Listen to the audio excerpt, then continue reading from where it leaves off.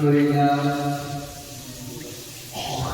لله نحمده ونستعينه ونستغفره ونؤمن به ونتوكل عليه ونعوذ بالله من شرور انفسنا ومن سيئات اعمالنا ومن يهده الله فلا مضل له ومن يضلل فلا هادي له ونشهد ان لا اله الا الله ونشهد ان سيدنا وحبيبنا وطبيبا وقلوبنا وقلوبا وشفيعنا وشفاء وقراتنا وقراتا وموقوتنا ومقصودنا ومولانا ومولانا محمد عليه الصلاه والسلام يا رسول الله صلى الله عليه وسلم. اما بعد فاعوذ بالله من الشيطان الرجيم بسم الله الرحمن الرحيم.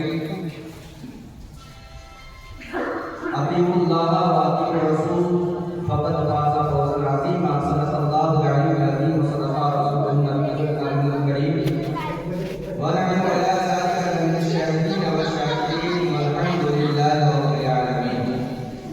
بارگاہ مصطفیٰ میں عقیدت و محبت کے ساتھ نذرانے درود پاک کہیں پڑھیں بابا صلی اللہم صلی علی سیدنا و شفیعنا مولانا محمد بارک صلی اللہ علیہ وسلم. یا رسول اللہ صلی اللہ علیہ وسلم. ایک مرتبہ اور جی رسول برکت کے تشریف پڑھے بابا صلی اللہ علیہ وسلم سیدنا و شفیعنا نبینا مولانا محمد بارک صلی اللہ علیہ وسلم. یا رسول اللہ صلی اللہ علیہ وسلم. ابھی میں نے اس آیت کریمہ کی تلاوت کرنے کا شرف حاصل کیا. تبارک و تعالیٰ قرآن مجید میں ارشاد فرما رہا ہے اطیعوا اللہ واطیعوا الرسول فقد فاز فوزا عظیما. بے شک جس نے اللہ اور رسول کی اطاعت کی اس کے لیے بہت بڑی کامیابی ہے. جس نے اللہ اور اس کے رسول کی اطاعت کی اس کے لیے بہت بڑی کامیابی ہے. یہ قرآن شریف کی آیت ہے اور اطیعوا اللہ و اطیعوا الرسول کی جو آیت کریمہ ہے یہ قرآن شریف کی جگہ جگہ میں آیت کریمہ نازل ہوئی ہے. اللہ ارشاد فرما رہا ہے اطیعوا اللہ و اطیعوا الرسول. اے میرے بندو میری اطاعت کرو اور میرے بندے محمد رسول اللہ کی اطاعت کرو. اس لیے اس نے بتا بھی دیا کہ اس میں کامیابی ہے. آگے ہم نے ارشاد فرمایا فقط فاز فوزا عظیما. تحقیق کی اس میں بہت بڑی کامیابی ہے. اب تحقیق کی اس میں بہت بڑی کامیابی ہے تو کیسے کامیابی ہے ایک روایت کے ذریعے آپ سنتے چلے. روایت کو جاتا ہے کہ ایک ملک شام میں رہنے والا بہت ہی مقبول آدمی. مقبول اسے بولا جاتا ہے جس کے سر پر بہت زیادہ قرض ہو گیا. جس کے سر پہ بہت زیادہ قرض ہو گیا ہو اسے مقروض بولا جاتا ہے. وہ مقروض آدمی کہاں کے رہنے والا تھا؟ ملک شام کا رہنے والا تھا.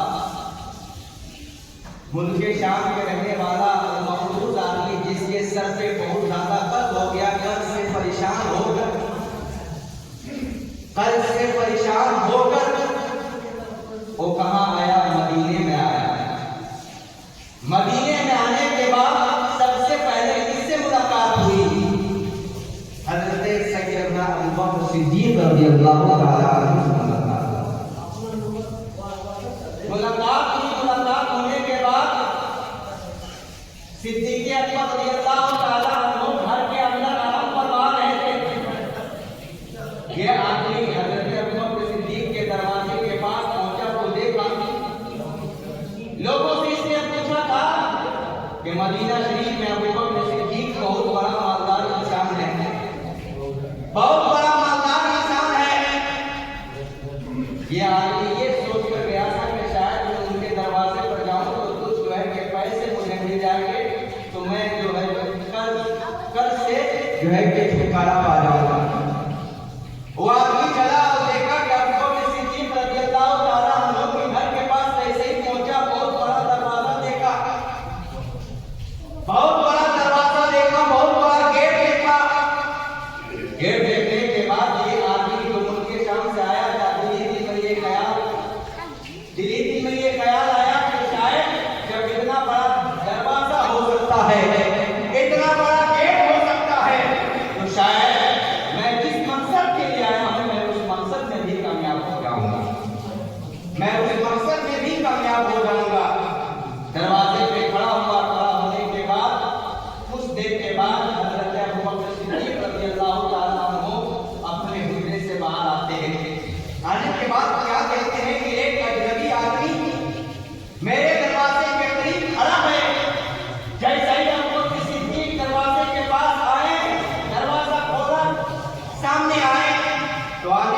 آدمی نے ابو بکر صدیق کو سلام کیا. سلام کرنے کے بعد کہا, حضرت ابو بکر صدیق نے پوچھا کہ اے آدمی یہ تو بتائیے کہ آپ کہاں کے رہنے والے ہیں, کس مقصد کے لیے آپ میری بار کر رہے ہیں. وہ آدمی گیا, اندر گیا. اندر جانے کے بعد کیا دیکھا کہ حضرت ابو بکر صدیق رضی اللہ تعالیٰ عنہ کی گھر گزری ہے. ایک چارپائی ہے, وہ بھی ٹوٹی ہوئی چارپائی ہے. ایک حضور کی چٹائی ہے, وہ بھی جگہ جگہ پہ پٹی ہوئی ہے. آنے والا آدمی دلی دل میں سوچ رہا ہے کہ میں اس آدمی کے پاس آیا ہوں, اس کے گھر میں جو ہے ایک چارپائی صحیح سے نہیں ہے, ایک چٹائی صحیح سے نہیں ہے, تو یہ آدمی میری کیسے مدد کر سکتا ہے, میری کیسے جو ہے کہ رہنمائی کر سکتا ہے. وہ دل ہی دل میں سوچنے لگا. ابو بکر صدیق رضی اللہ تعالیٰ عنہ نے اسے جو ہے کہ حضور کے کچھ جو ہے کہ حضور دیا. دینے کے بعد وہ آدمی کھایا, کھانے کے بعد پانی پیا. پینے کے بعد ابو بکر صدیق نے پوچھا کہ اے بتاؤ آدمی تمہارا آنا میرے گھر میں کیسے ہوا, کس یاد